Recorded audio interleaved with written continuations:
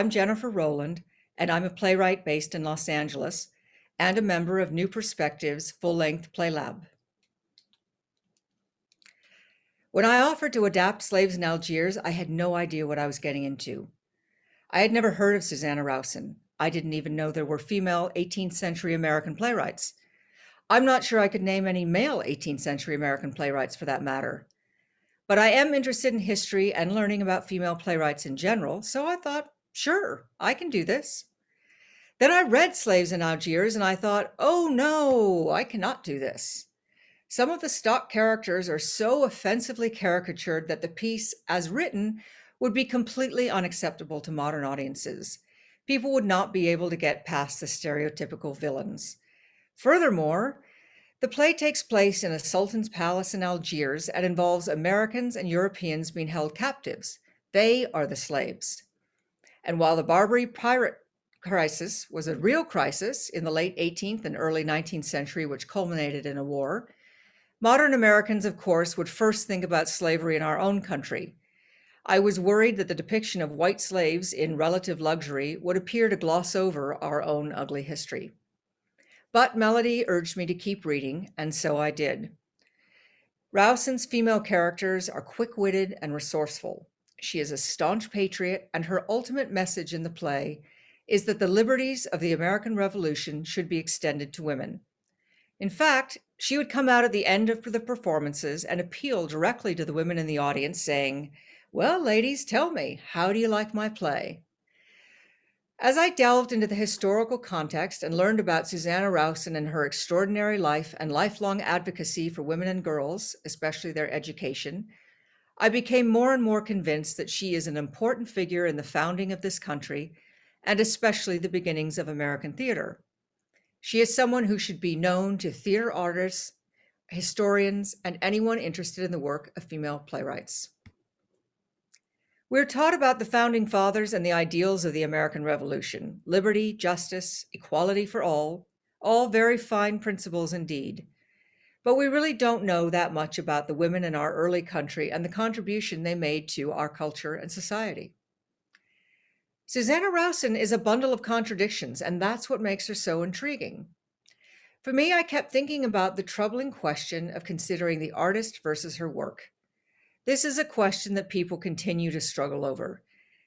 To condemn or cancel an artist's work because there are viewpoints that are not politically correct or acceptable to contemporary society is a narrow and incomplete consideration. We really have to take in the full picture of the work, the person, her life and accomplishments, and just what the reality of being a woman in the late 18th century must have been like. First and foremost, Susanna Rowson had to earn a living. She wrote popular entertainment to sell tickets, to sell books, to make money. Her husband was unreliable in that regard, and her life's history showed she was not going to stand by and hope that someone would come along and make things better. So you really have to admire her can-do, will-do attitude. Within all of her work, she sends a message for how women should be treated in society and how women should connect with their own agency, will, and independence. In addition to being a popular playwright, she performed in plays, musicals, wrote songs, wrote poems, and went on to become the first female geographer and founder of the Progressive Girls Boarding School in Boston, Mrs. Rowson's Academy for Young Ladies. Her own life illustrates her remarkable resourcefulness.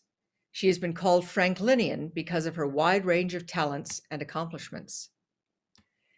Born in England, Susanna's father brought her to the colonies when he got a position as a British customs officer.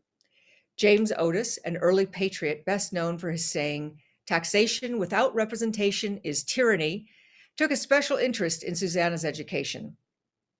Interestingly, he was also the brother of Mercy Otis Warren, who is considered the first female playwright of the colonial period and another featured playwright on the On Her Shoulders series. Susanna was recruited by Thomas Wignall for the Chestnut Theater in Philadelphia, which was the first and most important theater of our young country. She quickly teamed up with Thomas Reinagle, the leading composer of the time, to write Slaves in Algiers. And she says in her preface that they went from idea to production in less than 2 months, which is really quite remarkable. While performing inside the Chestnut Theater at night, Rowson stood outside the theater during the day to sign up subscribers to pay for the printing of her novel, Charlotte Temple. Her efforts paid off as her novel went on to become America's first bestseller, spawning a Charlotte cult and ultimately going through more than 200 editions. It sold more copies than any other novel until Harriet Beecher Stowe's Uncle Tom's Cabin in 1862. All of her life, Rowson felt very strongly that women and girls should have the opportunity to be educated, and so she started a girls' school in Boston where she became the country's first female geographer. The rest of her life she spent as an educator of young women and leader on female education. Her 1805 textbook, Rowson's Abridgment of Universal Geography, focused on human geography and included information on the position of women as well as the cultural, religious, financial, and social structures of different continents. A lifelong abolitionist, Rowson continued to write against what she called the barbarous, degrading traffic of slavery. Susanna Rowson truly embodied and lived the qualities she wished to instill in young women: independence, self-reliance, and education. My goal in adapting Slaves in Algiers was to remain faithful to the voice and vision of the author, to meet her on her own terms, and make sure her message of gender equality comes through loud and clear. First of all, it was meant to be an opera. Unfortunately, the music was destroyed in a fire at the Chestnut Theater in 1820, so I was worried this would feel a bit like watching the Pirates of Penzance without the music. Luckily, our composer, Teresa Lotz, was able to find surviving music from Thomas Reinagel to underscore the songs in the piece. And she has composed a new song, In Lowly Cot or Mossy Cell, based on My Tender Heart You Stole Away from the Volunteers, 1795, by Susanna Rowson, with music, again, by Alexander Reinagel. Generally, I tried to play up the commedia dell'arte aspects of the play, the confused lovers, buffoonish older men, lusty drunkard, etc., to make the piece accessible and fun for a contemporary audience. The play is full of silliness on the surface with a universal message below. Susanna Rowson wanted her audiences to have a good time, and I do too. If you feel that theater arts are as important as I do, especially during these pandemic times, and you'd like to make a donation to New Perspectives Theater Company, please visit our website at www.nptnyc.org. And now, please enjoy Slaves in Algiers.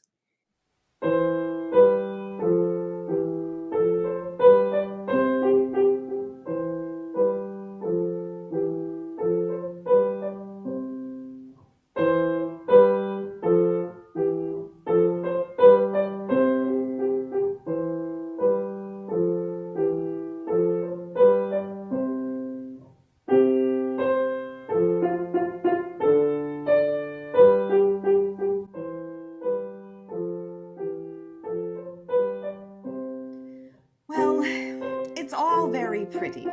The gardens, the palace, and these fine clothes, but I cannot appreciate any of it as long as I'm held captive. How can you complain when you are the chosen favorite of the Pasha of Algiers? What more could a woman wish for? In the first place, liberty. Is the poor bird confined in a cage consoled for the loss of freedom by being a favorite of its enslaver? No, the prison may be golden wire, its food delicious, but its little heart still pants for liberty. But our master loves you. I do not love him. He is old and ugly, with tremendous long whiskers, and when he tries to woo me, he looks so grave and serious that if it was not for the fear of his huge scimitar, I would laugh in his face. Oh, take care you don't provoke him too far. Yesterday, as I was amusing myself, that great ugly Mustafa burst into my room. Most beautiful Fetna, said he, our powerful and gracious master, Muley Mullock, sends me, the humblest of his slaves, to tell you he will condescend to sup in your apartment tonight, and commands you to receive the high honor with proper humility. Goodness. What did you say? I was so frightened I couldn't speak. But the horrid creature didn't move. So I told him that if the Pasha was determined to come, I could not hinder him. And did he come?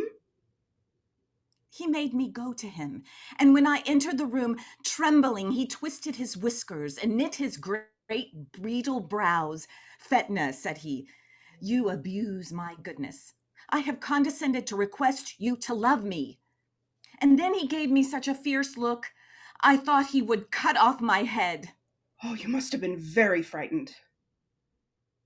As I fully expect he will kill me one of these days, I mustered up my courage and said, "Great and powerful muley, I am your slave. You bought me from my father, Ben Hassan, who loves gold better than his child, and placed me in this fine palace, gave me these fine clothes. But my affections you cannot buy. How can I possibly love you?" He leapt from his seat with a cry and reached for his scimitar. Oh, dear Fetna! As he drew forth the sword, I caught hold of his arm and said, "Good my lord, pray do not kill a poor little girl like me.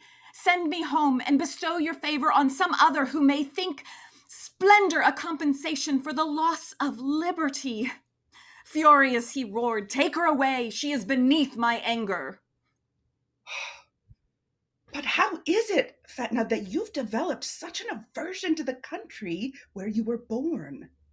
I was born in England and brought to Algiers by my father, Ben Hassan. I have been educated in the Moorish religion, though I always had a natural antipathy to their customs. Perhaps learned from your mother. No, she has no objection to their customs, except having a great many wives at a time. But a few months ago, my father's corsairs brought home a female captive, Rebecca, who has become a great friend. She has inspired the love of liberty and taught me woman was never formed to be the abject slave of man. Nature has made us equal with them, and indeed given us the power to render ourselves superior. What nation is she? She comes from that land where virtue in either sex is the only mark of superiority. She is an American. And where is she now?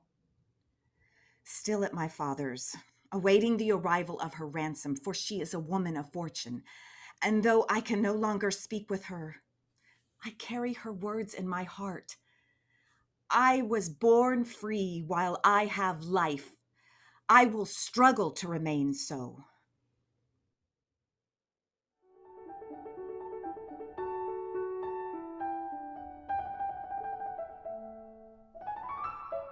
The rose just bursting into bloom, admired where'er 'tis seen, diffuses round a rich perfume, the garden's pride and queen. When gathered from its native bed, no longer charms the eye. Its vivid tints are quickly fled, 'twill wither, droop, and die. So woman, when by nature dressed in charms devoid of art, can warm the stoic's icy breast, can triumph o'er each heart, can bid the soul to virtue rise, to glory prompt the brave, but sinks oppressed and drooping, dies, when once she's made a slave.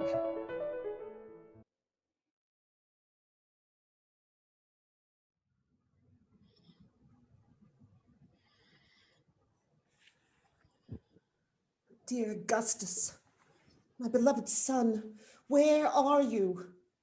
How often have I gazed upon your face and fancied I could trace your father's features? How often have I listened to your voice and thought your father's spirit spoke within? To think we are now both poor, wretched slaves, each serving different masters? My eyes overflow with tears. Blessed hope. Heaven protect the life of my dear child, and at some future day restore his liberty. How do you do, Mrs. Rebecca? Well in health, Hassan, but depressed in spirit. Come, cheer up. You must not be so melancholy. I am your very good friend. Thank you, Hassan, but if you are truly my friend, leave me to indulge my grief in solitude. I want to know when you think your ransom will come. It has been more than 8 months since you wrote to your friends. I'm afraid you have deceived me. Alas, perhaps I have deceived myself. Then you have no friends? You're not a woman of fortune? I am afraid my letters have miscarried. You may be here 2 or 3 years longer. Perhaps the rest of your life. Alas, I am very wretched. Now, don't cry. I've never brought you to the slave market. But Hassan, you sold my son. I could not help it. I did all I could. But I would not let you be sent to the Pasha. I keep you in my own house at my own expense, for which I have been more than doubly paid. That is true, but I cannot at present return your kindness. Ah, you sly rogue. You pretend not to know how I love you. What means the wretch? You should forget your friends, for I dare say they have forgot you. I will make you my wife. I will give you 1, 2, 3 slaves to wait on you. Make me your wife? Are you not already married? Our law gives us a great many wives. We have liberty in love, and you, an American, must love liberty.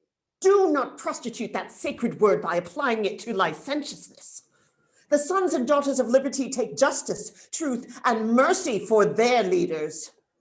Your friends will never ransom you.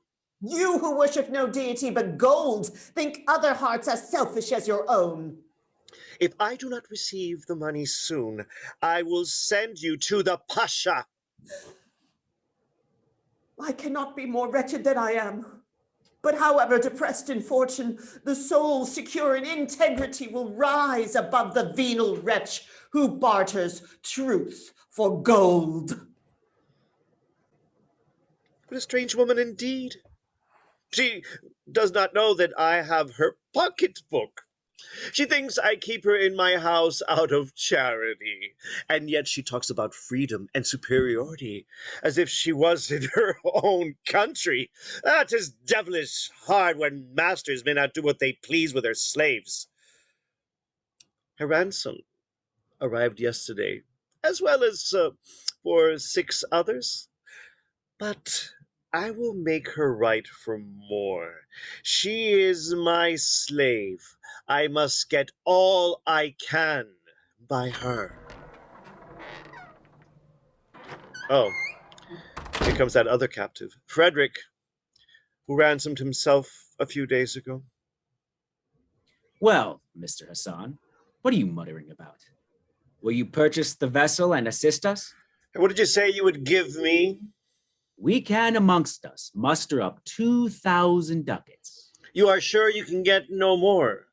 Not a farthing more. Then I will be satisfied with that. It will in some measure reward me for betraying you. And you will purchase the vessel? I will do everything that is necessary for my own interest.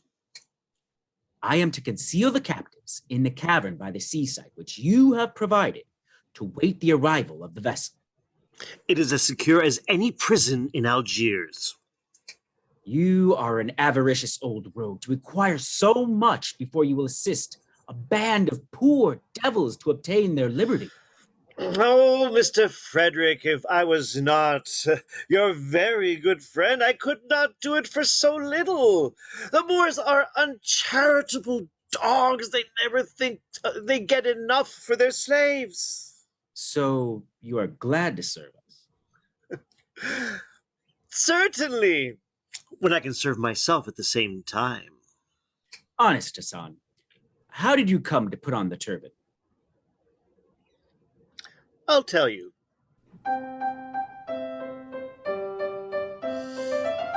When I was a mighty little boy, wafers and sweet chalk I used to hawk, peppermint puffs and nice lollipops. The next thing I sold was rollers for wigs, to curl their hair. 'Twas very good. Rosin I painted for sealing wax, and I forged it vast well, but that didn't last. The next thing I did was a spirited prank, which at one stroke my fortune was made. I wrote so very like the cashiers of the bank, the clerks did not know the difference, and the moneys was paid. So having cheated the English as fortune commanded, oh, I trembled at every gallows I saw. But a ship I did board, and here safely landed in spite of the judges, counselors, attorneys, and law. So you converted to Islam. 'Twas the safest way. If you are true to us, you will be amply rewarded. Go, look for a vessel. Make every necessary preparation.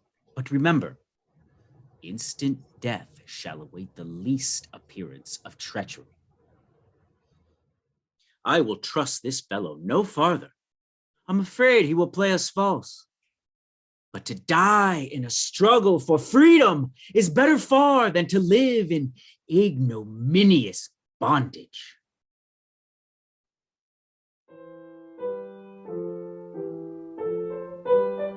Alas, how pitiful! Pray proceed. My father's ill health obliged him to visit Lisbon, so we embarked, leaving my betrothed love to follow us.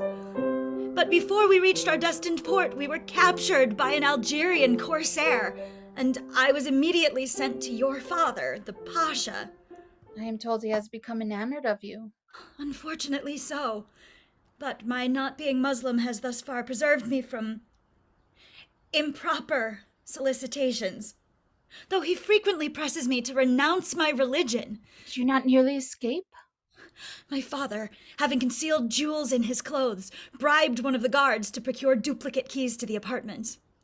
But on the very night we meant to put our plan into execution, the Pasha came suddenly into the room and surprised my father in my arms. Was his anger not dreadful?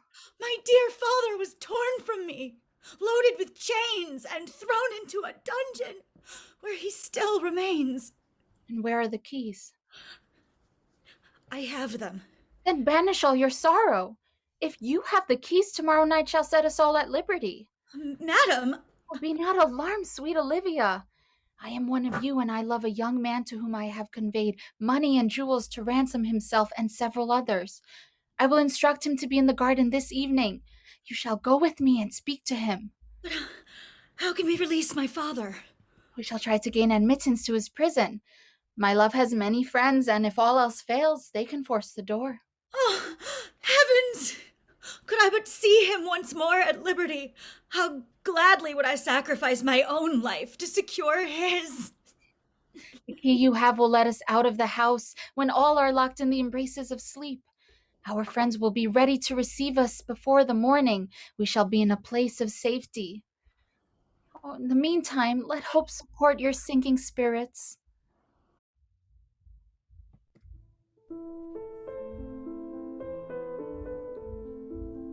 Sweet cherub clad in robes of white, to send celestial hope, and on thy pinions soft and light, O bear thy votary up.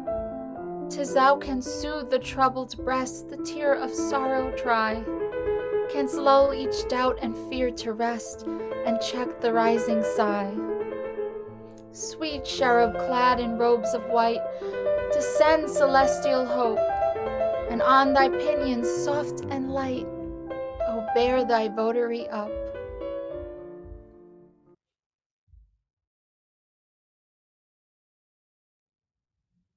Fearing the old fellow would pocket our cash and betray us afterwards, I changed my plan and have entrusted the money with a Spaniard who will make the best bargain for us. Have you tried our friends? Can we rely upon them? The hope of liberty ran like an electric spark through every man. Even those previously silent now openly avow their hatred of the Pasha and swear to support our endeavor. Those whose freedom we have already purchased have agreed to liberate many others, and by 12 o'clock tomorrow night, we shall have a party large enough to surround the palace of the Pasha and safely recover the fair Zoriana. Soft, a handkerchief. Behold the signal of love and peace. I'll catch it as it falls. It's gone. 'Tis not designed for you. Stand aside. 'Tis a splendid fall and worth receiving. What says the fair maiden? Can I believe my eyes? Here are English characters, and I think 'tis impossible, but I should say this is my Olivia's writing.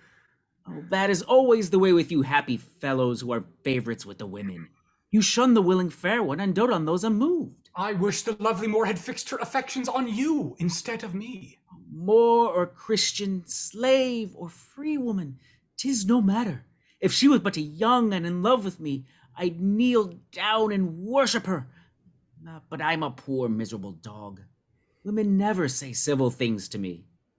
Do you think it is possible that my adorable Olivia is captive here? Prithee, man, don't stand musing and wondering. This is a time for action. If chance has made your Olivia a captive, we must make a bold attempt to set her at liberty. Then I suppose you will turn over the fair Zoriana to me. But what says the letter? As you have now the means of freedom in your power, be at the north gate at 10 o'clock. And when you hear me sing, you may enter without danger. Do not fail to come. I have some pleasing intelligence to communicate. Yes, I will go and apprise her of the true state of my heart concerning my dear Olivia. And so make her our enemy. It would be barbarous to impose on her generous nature to obtain my freedom. Take her from her country and friends, and then make her a victim of ingratitude and disappointed love. Tush, man. Women's hearts are not so easily broken. We may perhaps give them a slight wound now and then, but they're seldom or never incurable. I see our master coming this way. Go to your friends. Encourage them follow through with our enterprise. The moment I am released, I will join you. Till then, adieu.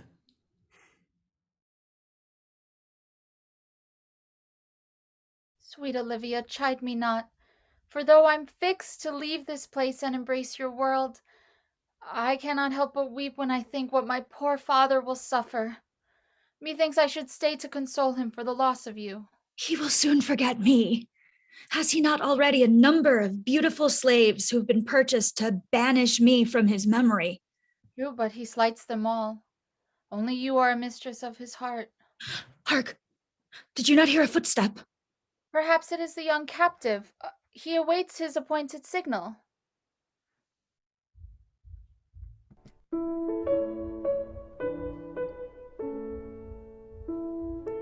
Wrapped in the evening's soft and pensive shade, when passing zephyrs scarce the herbage moves, here waits a trembling fond and anxious maid, expecting to behold the youth she loves. Though Philomena on a neighboring tree melodious warbles forth her nightly strain, thy accents would be sweeter far to me, would from my bosom banish doubt and pain. Then come, dear youth, come, haste away, haste to this silent grove. The signals given you must obey. 'Tis liberty and love. Lovely and benevolent lady, permit me thus to humbly thank you for my freedom. Heavens, that voice! Gentle friend, perhaps I have overstepped the bounds prescribed my sex. I was early taught a love of Christianity, but I must now confess, my actions are compelled by a more tender passion. That passion has excited my utmost gratitude. You have bound me to your service. Oh! What ails my friend? Help me to support her. She is an amiable creature and will accompany us on our flight. Speak, my Olivia. How are you? Olivia, did you say? Yes, Henry. Your forsaken Olivia. Oh, my beloved. Is it possible that I see you in bondage? Where is your father? In bondage, too. But Henry, you have forgotten me. How could you renounce your vows and wed another? Never for one moment has my thoughts strayed from my Olivia. Mutual lovers? How my disappointed heart beats with resentment. Pardon, beauteous lady. I have long loved this maid. We are betrothed to each other. I came this evening to inform you that grateful thanks and fervent prayers were all the return I could make for the unmerited kindness you have shown me. Generous Soriana, blame not my Henry. That I loved your Henry I can without a blush avow. But 'twas a love so pure that to see him happy will gratify my utmost wish. I rejoice that I've procured his liberty. You shall with him be henceforth blessed. I am wretched. You will go with us. Perhaps I may, but let us now separate. Tomorrow, from the lattice window, you shall receive instructions on how to proceed. In the meantime, here's more gold and jewels. I never knew their value till I found they could ransom you from slavery. Words escape me. Leave us. My heart's oppressed. I wish to be alone. Olivia is safe with me, for she is dear to you.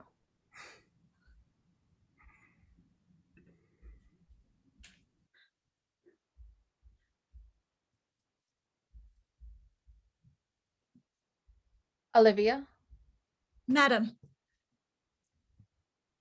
why are you silent? Do you doubt my sincerity? oh, no. But I was thinking, if we should fail in our attempt, we will be taken. Gracious heaven forbid! Yourself, my Henry, my dearest father, all would be sacrificed. They're groundless fears. Perhaps they are. But I am resolved to stay behind. Not think of it. Forgive me, but I am determined. If you escape, I will follow. Should you be taken, I may perhaps move the Pasha to forgive you. I will not go. Yes, gentle lady, yes. You must go with them. Tell them I am already at liberty and in a place of safety. And when my father and Henry discover the deception, wipe the tear of sorrow from their eyes. Be a daughter to my poor father and a friend to my Henry. Soothe him in his deep affliction and love him if you can, as I have done.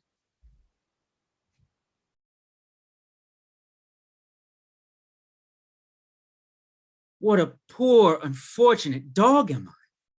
Last night, I slipped into the garden behind Henry in hope I should find some distressed damsel who wanted a knight to deliver her from captivity. And here I have wandered through windings, alleys, and labyrinths till the devil himself could not find the way out again. Someone approaches. 'Tis a woman, lovely, young, and handsome. Health glows upon her cheek. Good humor sparkles in her eyes. I'll conceal myself that I may not alarm her.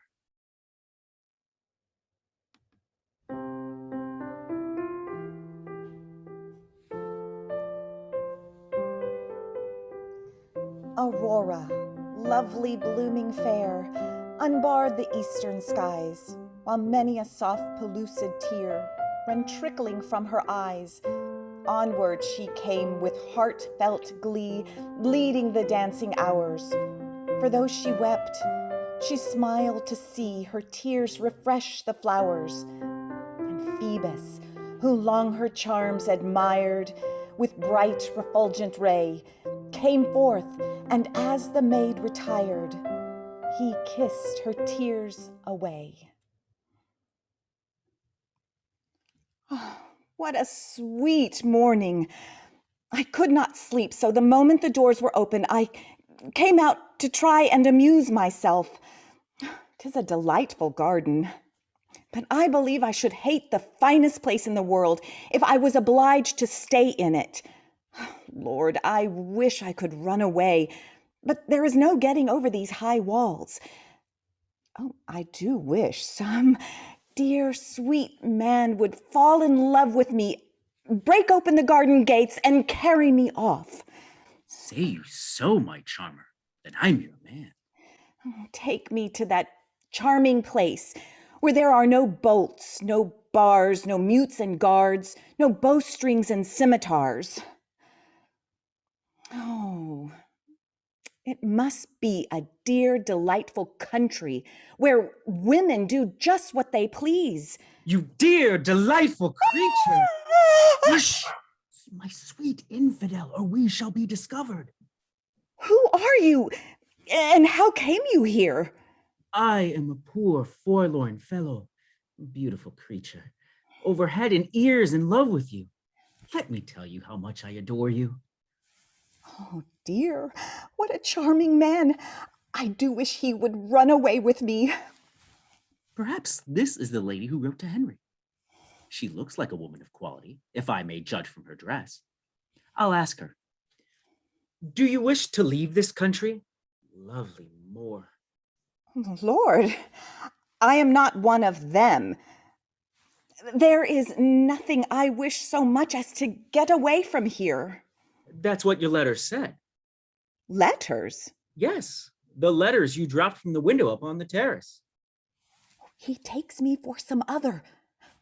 I'll not undeceive him, and maybe he'll carry me off. Yes, sir, I did write to you. To me? To be sure. Do you think it was to anybody else? Why, there's been a small mistake. And there's like to be a greater if you knew all. And do you love me? Better than anybody I ever saw in my life. And if I can get you out of the palace, you'll go away with me? That's the very thing I wish. Oh, thou bewitching little... Tell him that Fetna will be sent home to him immediately. Oh, Lord, what will become of us? That's my lord, the Pasha. You'll certainly be taken. I feel the bowstring round my neck already. What shall I do? Where shall I hide? Don't be frightened. I'll pull it off. Catch me in your arms again. I tell you, Mustafa, I cannot banish the beautiful Christian one moment from my thoughts. I was pleased with the beauty of Fetna, but her childish caprice... Behold, my lord, the fair slave you mentioned, there in the arms of a stranger. Oh, goodbye to pitiful me. Are they gone? Am I safe? Oh, courteous stranger, when the Pasha, my master, knows. Fetna! Who is this slave? Oh, mighty prince, this stranger has preserved me from the greatest outrage. What outrage? Do not look angry at your poor little slave, who, knowing she has offended you, could not rest, and came early into the garden to lament her folly. Well said, woman. Rise, Fetna. We have forgotten your rashness. Proceed. So, as I was sitting, melancholy and sad in the alcove, I heard a great noise, and 4 or 5 Turks leaped over the wall and began to plunder the garden. I screamed. Did you not hear me, Mustafa? The moment they saw me, they seized me and would have forced me away had not this gallant stranger run to my assistance. The villains, thinking that they were pursued by many, relinquished their hold and left me fainting in the stranger's arms.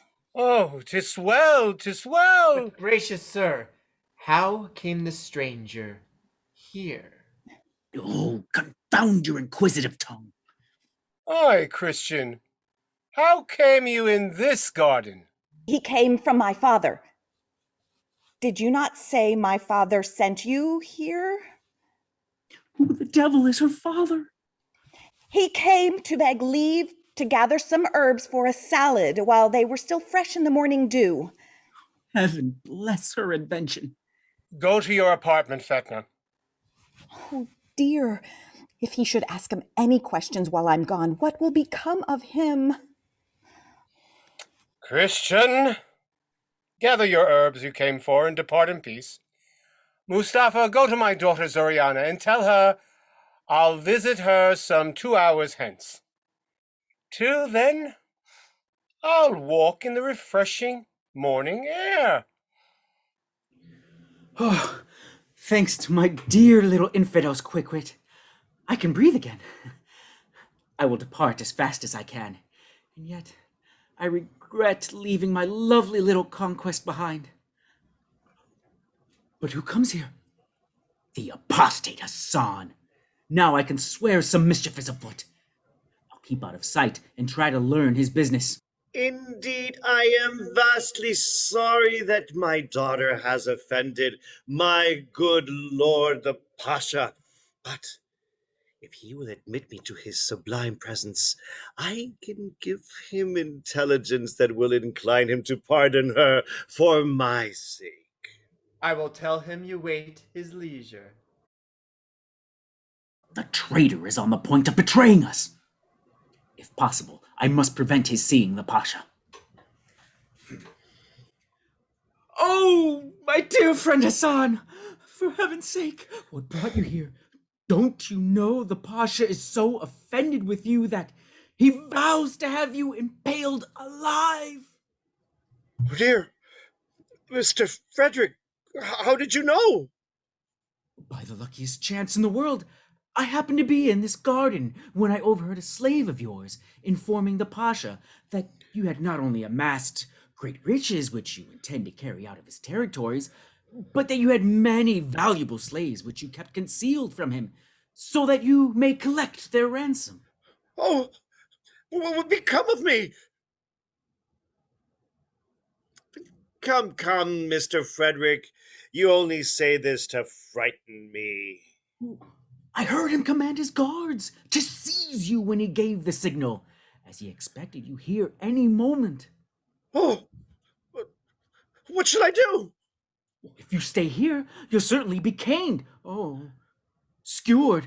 Oh, burnt alive. Oh dear. Oh dear. Make haste, my friend. Run home as fast as possible. Hide your treasure and keep out of the way.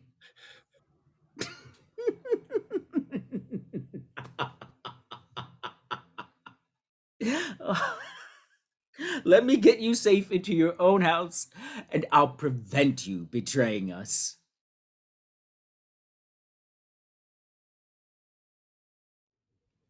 Do you still say you are happy here and that you love the Pasha? I've been here many years. The Pasha has been very good to me, and my chief employment has been to wait on his daughter Zoriana.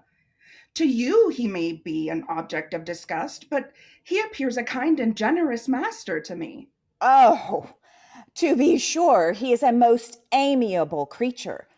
I can see him now, seated on his cushion, a bowl of sherbet by his side, a long pipe in his mouth. Oh, how charmingly the tobacco must perfume his whiskers.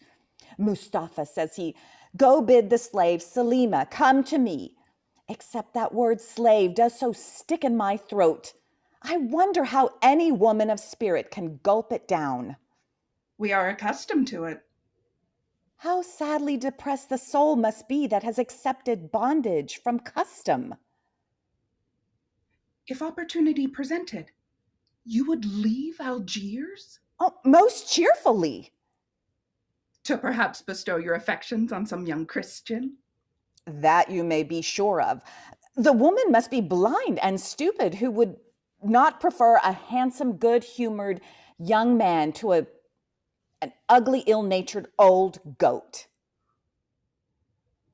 What's your business?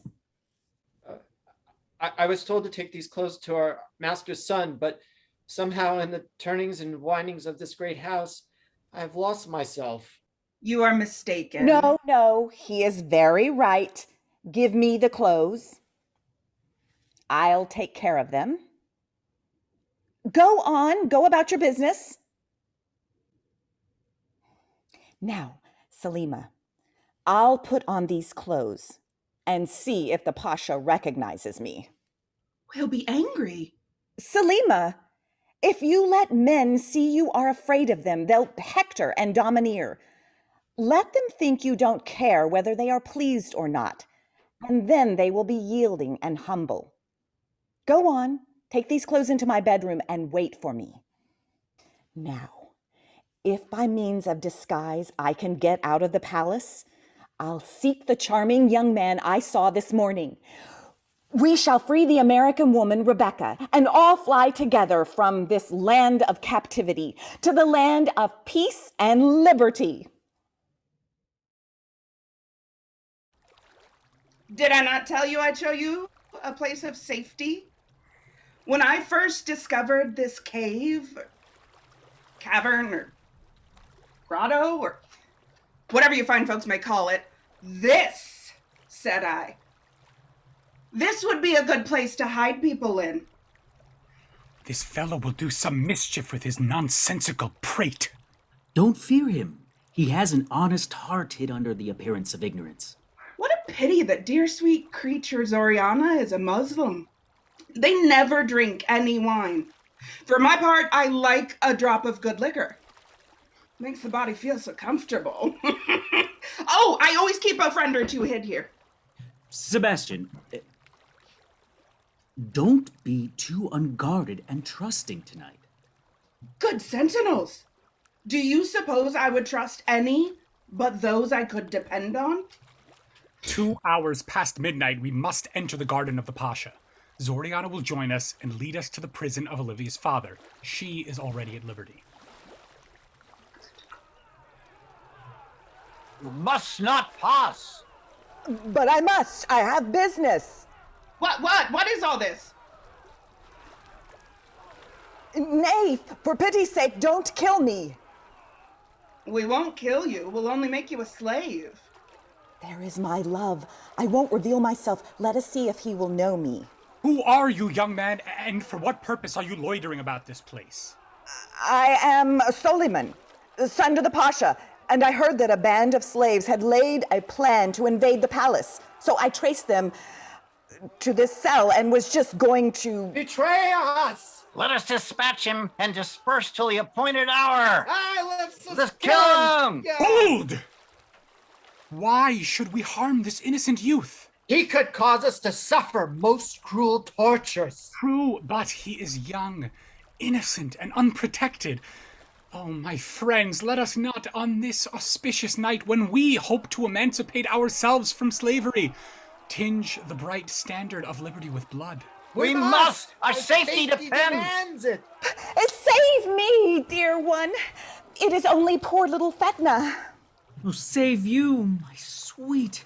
Why, I'll impale the wretch who should move a finger against you.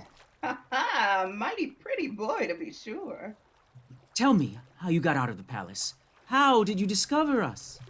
I have not time now, but I came with a full intention to go with you, if you will take me. Can you doubt? Oh, to be sure, I don't. But you must comply with one request before we depart. Name it. I have a dear friend, Rebecca, who is a captive at my father's. She must be released, or Fetna cannot be happy, even with the man she loves. What do you mean? Come, let us discuss this. Well, here am I, Sebastian, who's been a slave 2 years, 6 months, a fortnight, and 3 days. All that time, worked in the garden of the Pasha, who has 12 wives, 30 concubines, and 2 pretty daughters. And yet, not one of the hussies ever took a fancy to me.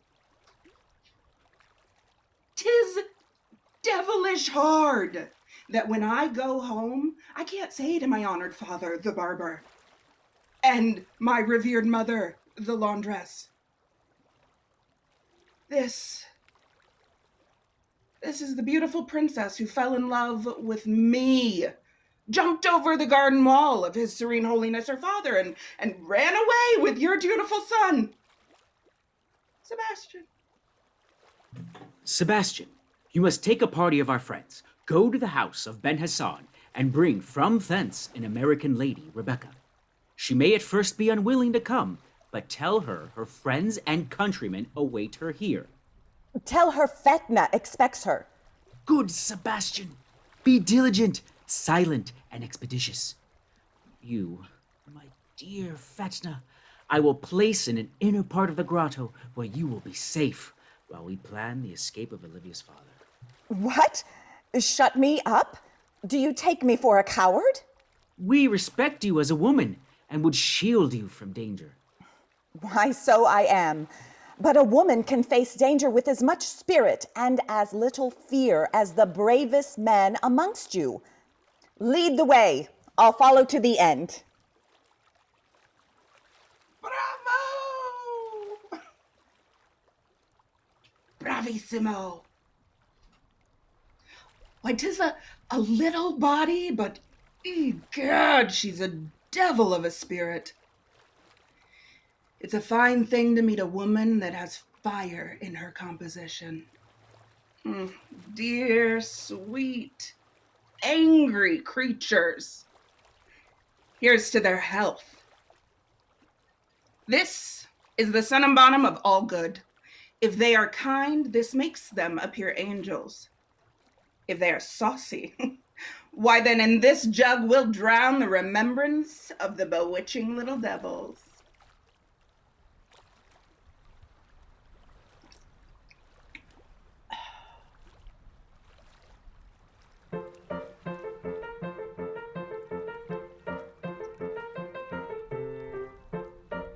When I was a poor little innocent boy, about 16 or 18 years old, at Susan and Marion I cast a sheep's eye. But Susan was saucy and Marion was shy, so I flirted with Flora, with Cicely and Di. But they too were frumpish and cold. Says Diego one day, "What ails you, I pray?" I fetched a deep sigh. "Diego," says I, "women hate me. Oh, how I adore 'em." "Pho, nonsense," said he. "Never mind it, my lad. Hate you? Then hate them, boy. Come, never be sad. Here, take a good sup of the jorum. If they're foolish and mulish, refuse you, abuse you, no longer pursue, they'll soon buckle to when they find they're neglected, old maids, unprotected. Ah, then 'tis their turn to woo. But bid them defiance and form an alliance with the mirth-giving, care-killing Joram. I took his advice, but was sent to the war, and soon I was called out to battle. I heard the drums beat. Oh, how great was my fear. I wished myself sticking I up to each ear in a horse pond, and skulked away into the rear. When the cannon and bombs began to rattle, said I to myself, "You're a damn foolish elf. Sebastian, keep up." Then I took a good sup. Ah, Turkish villains, shall we fly before 'em? What, give it up tamely and yield ourselves slaves to a pack of rapscallions, vile infidel knaves? Then I kissed the sweet lips of my Joram. No, hang 'em, we'll bang 'em and rout 'em and scout 'em. If we but pursue, they must buckle to. Ah, then without wonder, I heard the loud thunder of cannon and musketry too. But bid them defiance, being firm in alliance with the courage inspiring Joram.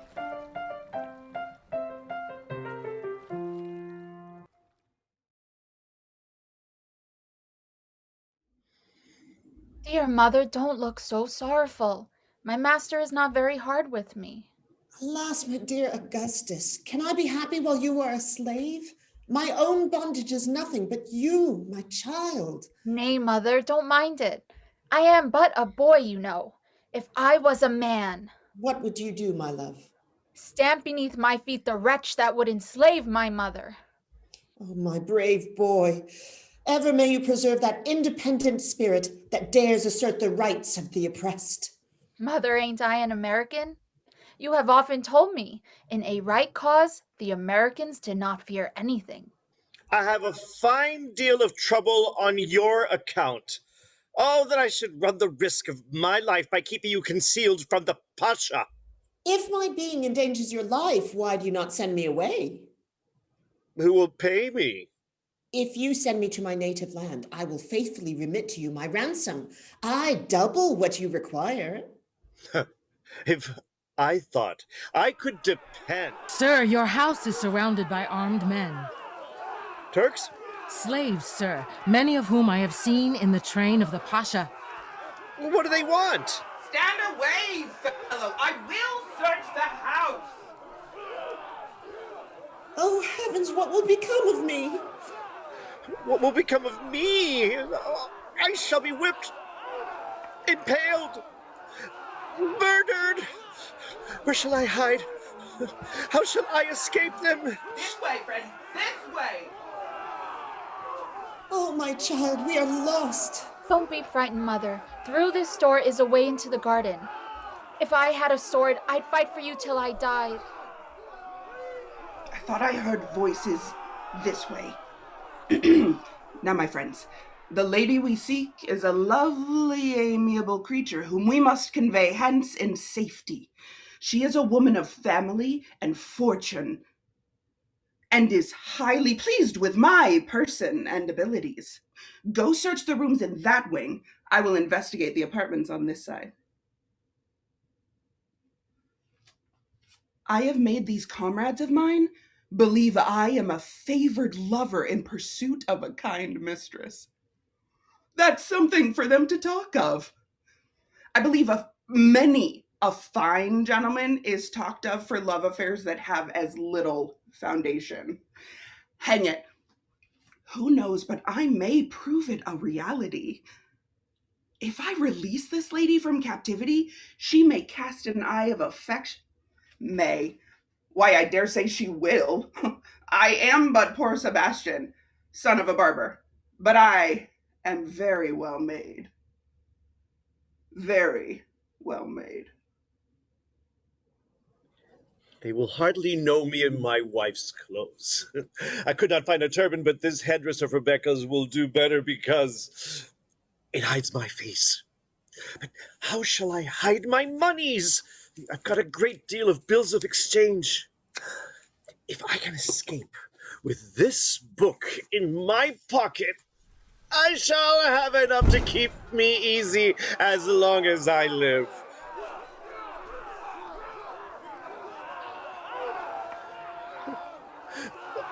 Oh, Lord! Here they come! There she is! I thought I traced the sweep of her train this way. Don't mind her struggles, bring her away. Don't be alarmed, madam. You will be treated with the greatest respect. And let me whisper to you that there is more happiness in store for you than you can possibly imagine. Friends, convey her gently to the appointed place. See, my dear mother, they are all gone. It was not you they came to take away. I do not think you are safe with me, my beloved. Go, return to your master. And leave my mother without a protector. Alas, my love, your staying here only adds to my distress. Leave me for the present. I hope the period is not far off when we shall never be separated. Mother! Dear mother! My heart is so big it almost chokes me. Heaven guard my precious child. The emotions of his heart hang on his tongue. I have 1,000 fears for him and for myself. The house appears to be empty. All is silent. What's this?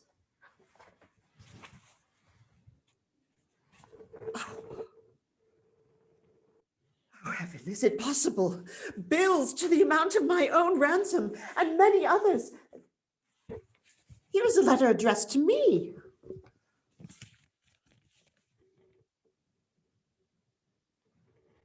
The money is my own. Oh, joy beyond expression. My child will soon be free. I also have the means of cheering many children of affliction with the blessed sound of liberty. Hassan, you have dealt unjustly by me, but I forgive you, for my heart o'erflows with gratitude for this unexpected blessing.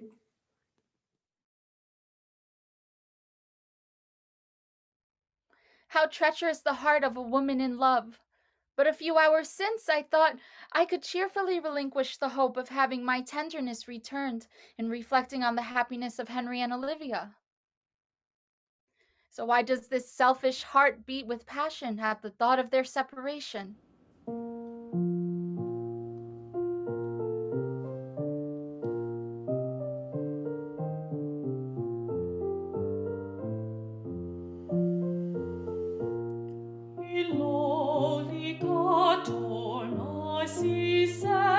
With harmless nymphs and rural swains, 'tis their contentment loves to dwell, 'tis their soft peace and pleasure reigns.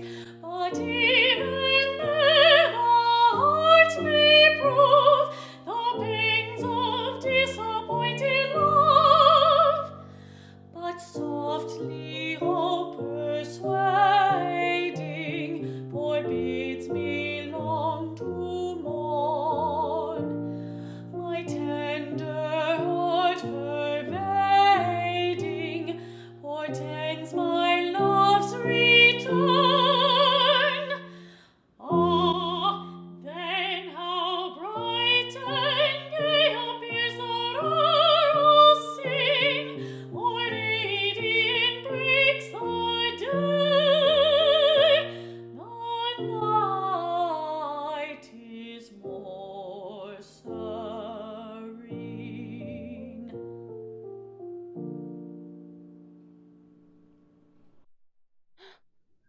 Be not alarmed, madam. I have ventured here early to inquire how my Olivia attained her escape. This letter will inform you.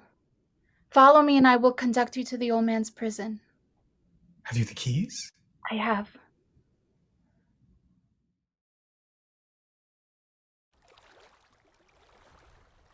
Beautiful creature, don't be uneasy. I've risked my life to procure your liberty, and will at the utmost hazard convey you to your desired home.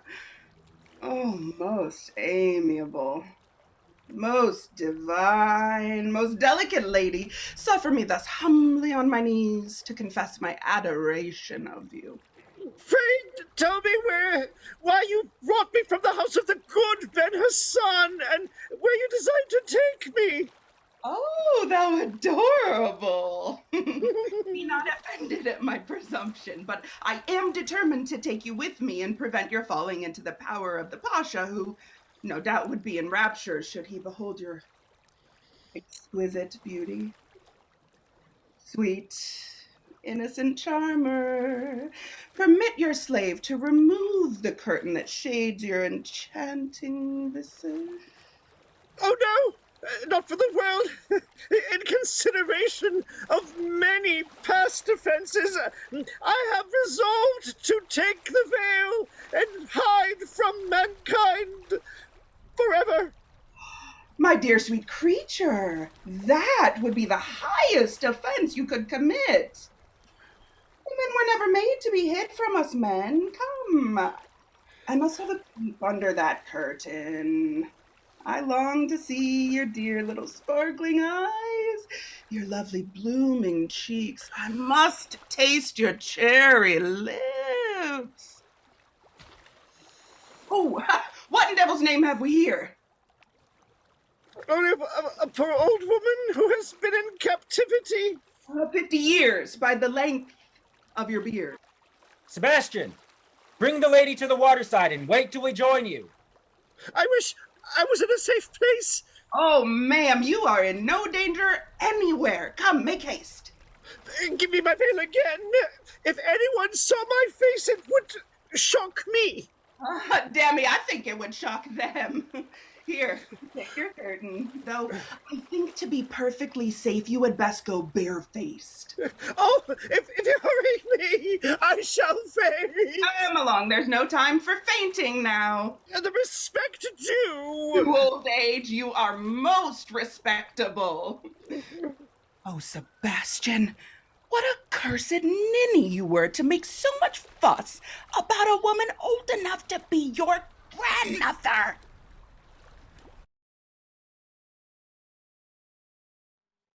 Fetna gone? Soriana gone? And the fair Olivia? All gone, I fear. Send instantly to the prison of the slave Constant. 'Tis he who has plotted to rob me of his daughter Olivia. And my daughter, too, he has seduced from her duty, but he shall not escape my vengeance. Some of the fugitives are overtaken and wait in chains without. Is Zoriana with them? Your daughter is safe. The old man Constant is recaptured. But Fetna and Olivia have escaped. Bring in the wretches!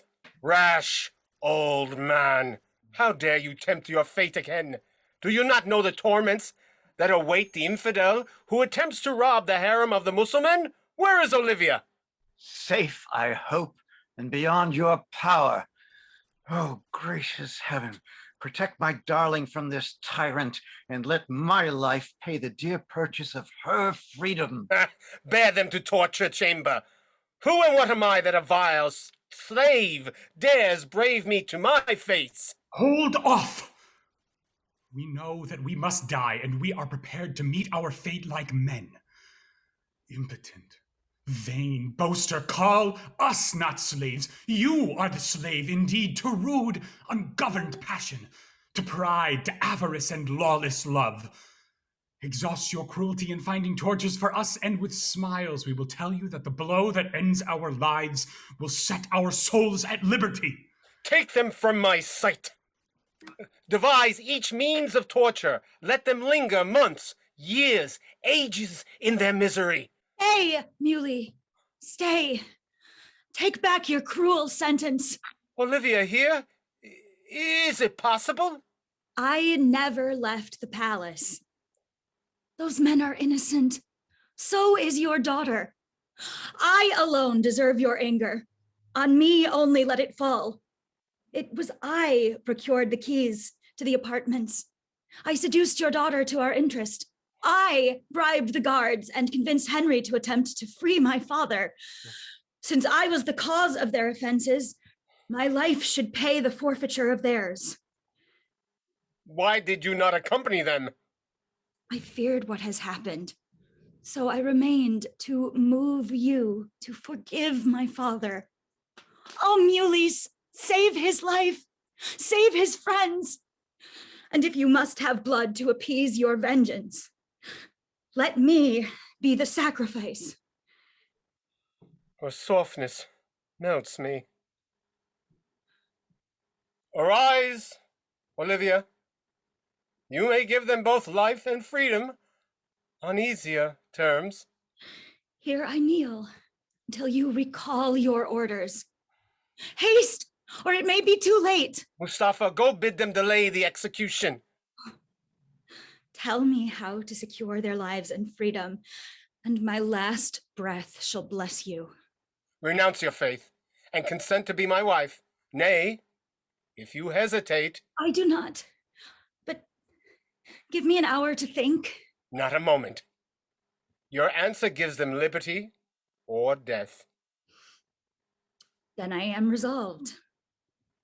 Swear to me that the moment I become your wife, my father and his friends are free.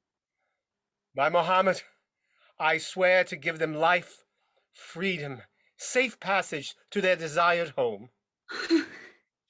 Now leave me to myself, that I may calm my agitated spirits and prepare to meet you in the mosque. Henceforth, I live but to obey you. Oh, and what a fearful precipice I stand. To go forward, I meet ruin, shame, and infamy. To recede, I sentence my father to death. And my adored Henry. Oh, insupportable.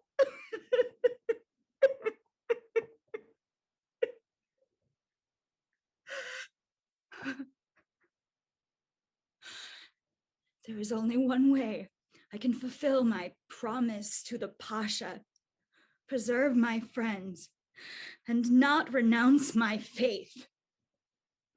I will to the mosque, perform my promise, preserve the lives of those I love, and sink at once into the silent grave.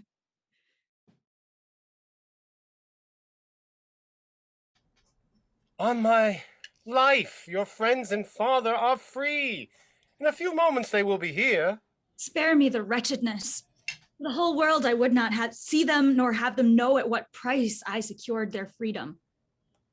My child! My love! My Henry! My dearest father!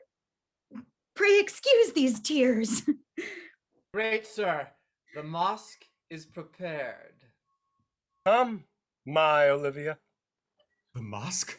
What dreadful sacrifice is intended? Be not alarmed. I must attend a solemn rite which gratitude requires. Go, my dear father, my dearest Henry, leave me. Be assured when you next see Olivia, she will be wholly free. Hold! For a moment. What means this bold intrusion? I was informed a captured slave, in order to save her father's life, meant to sacrifice herself to your embraces. I have the means. Make your demand of ransom and set the maid, along with those she loves, at liberty. Her friends are free already. She voluntarily remains with me. Behold her anguish. Release her, muley. Name the sum that will pay her ransom. 'Tis yours. Woman, the wealth of Golconda could not pay her ransom. Can you imagine that I, whose slave she is, would now relinquish her for paltry gold? Contemptible idea. Olivia, I spare you some moments with your father.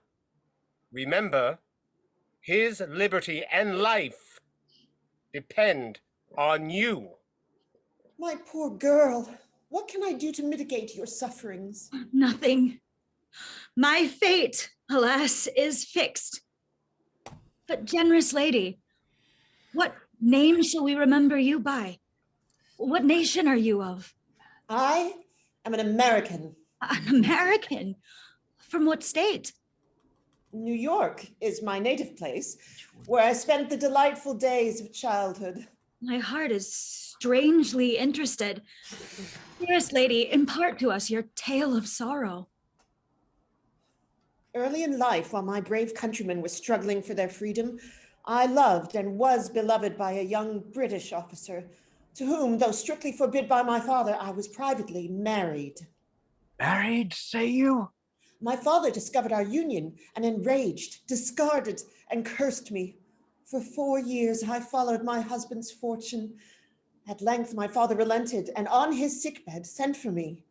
I went to him taking an infant, leaving my husband and a lovely girl then scarcely 3 years old.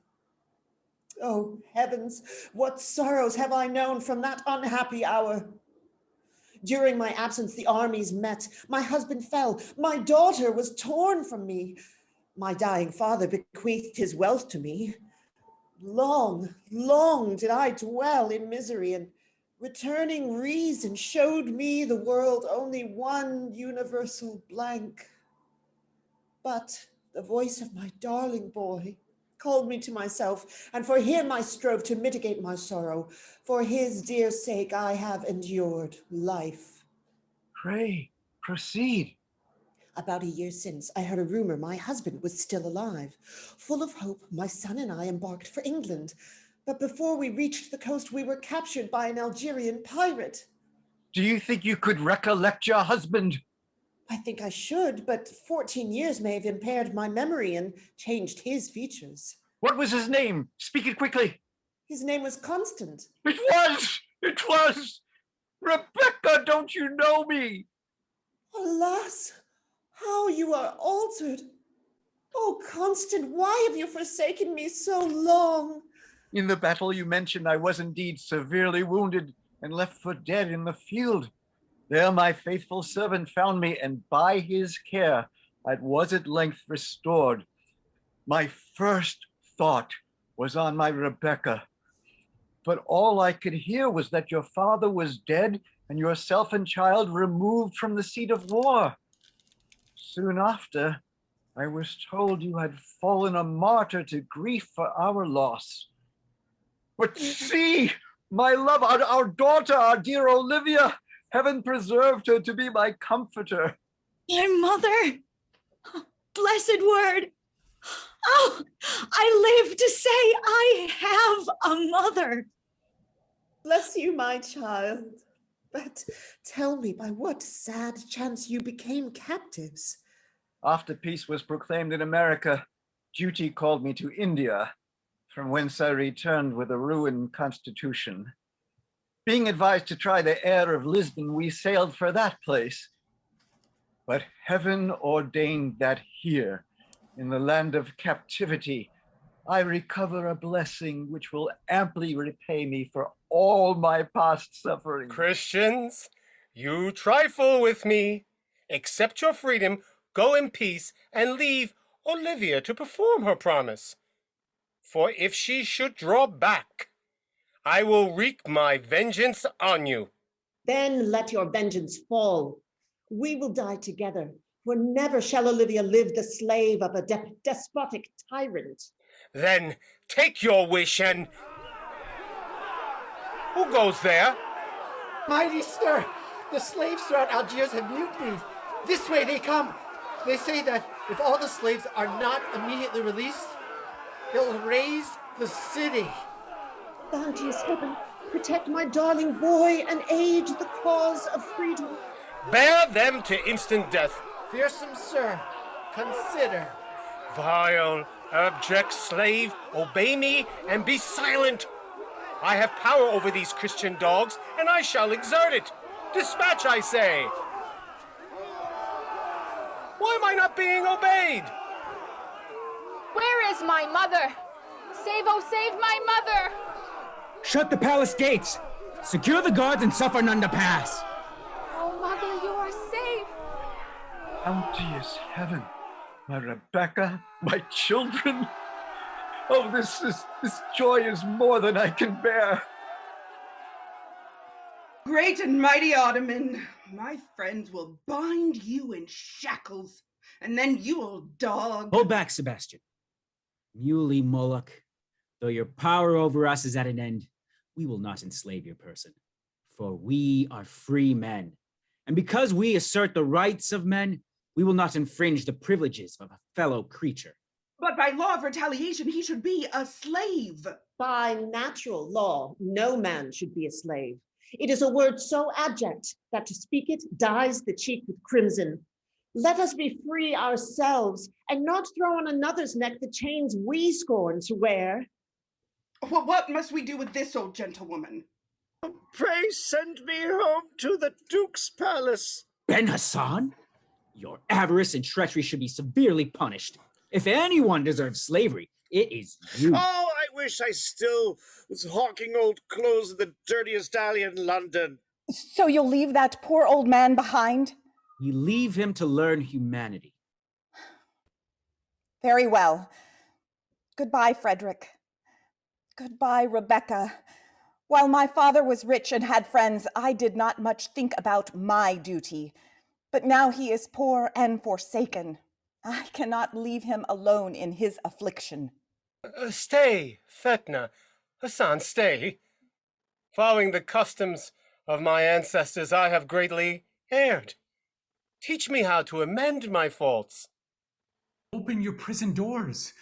Give freedom to your people. Then you will be loved and revered. In promoting the happiness of others, you will secure your own. Then, Hassan, you are free. To my generous conquerors, what can I say? Tomorrow we shall leave your capital and return to our native land where liberty has established her court, where the warlike eagle extends his glittering pinions in the sunshine of prosperity. Long may that prosperity continue. May freedom spread her benign influence through every nation, till the bright eagle, united with the dove and olive branch, become the acknowledged standard of the world.